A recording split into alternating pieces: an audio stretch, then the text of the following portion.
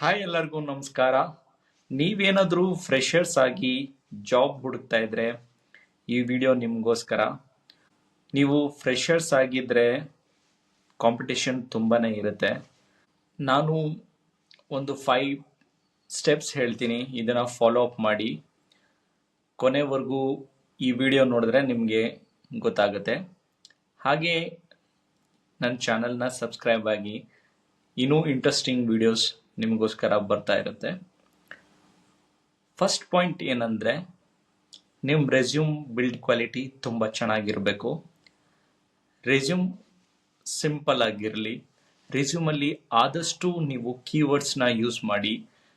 Example Python, database, cloud, ಈ ಥರ ಎಲ್ಲ ನೀವು ಯೂಸ್ ಮಾಡಿದ್ರೆ ನಿಮ್ಮ ರೆಸ್ಯೂಮ್ ತುಂಬ ಬೇಗ ಹೈಲೈಟ್ ಆಗುತ್ತೆ.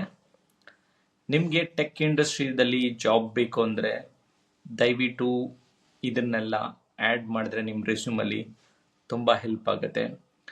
ಹಾಗೆ ನೀವು ಪ್ರಾಜೆಕ್ಟ್ಸ್ ರಿಲೇಟೆಡ್ ಕೂಡ ಸಿಂಪಲಾಗಿ ಆ್ಯಡ್ ಮಾಡಿ. ನಿಮ್ಮ ರೋಲ್ಸ್ ಆ್ಯಂಡ್ ರೆಸ್ಪಾನ್ಸಿಬಿಲಿಟೀಸ್ ಕೂಡ ಆ್ಯಡ್ ಮಾಡಿ.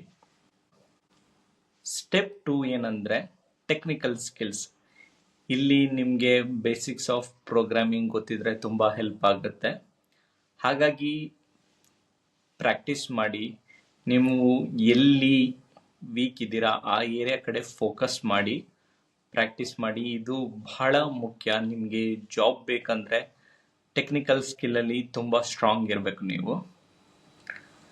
ಥರ್ಡ್ ಸ್ಟೆಪ್ ಏನಂದರೆ ಕೋರ್ಸ್ ಆ್ಯಂಡ್ ಸರ್ಟಿಫಿಕೇಷನ್. ಇದನ್ನು ನಿಮ್ಮ ರೆಸ್ಯೂಮಲ್ಲಿ ಆ್ಯಡ್ ಮಾಡಿ.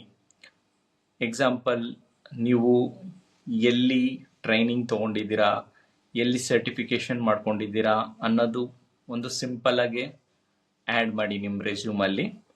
ಇದರಿಂದ ನಿಮ್ಮ ರೆಸ್ಯೂಮ್ ಹೈಲೈಟ್ ಆಗುತ್ತೆ.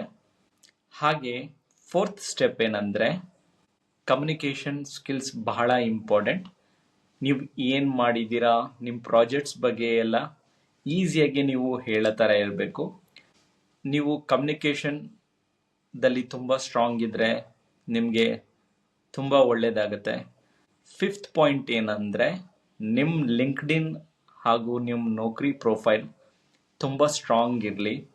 ಯಾರಾದರೂ ನೋಡಿದ್ರೆ ಅಟ್ರ್ಯಾಕ್ಟ್ ಆಗಬೇಕು. ನಿಮ್ಮ ರೆಸ್ಯೂಮ್ ಆ ಥರ ಪ್ರಿಪೇರ್ ಮಾಡಿ ನೀವು ಅಪ್ಲೋಡ್ ಮಾಡಿ.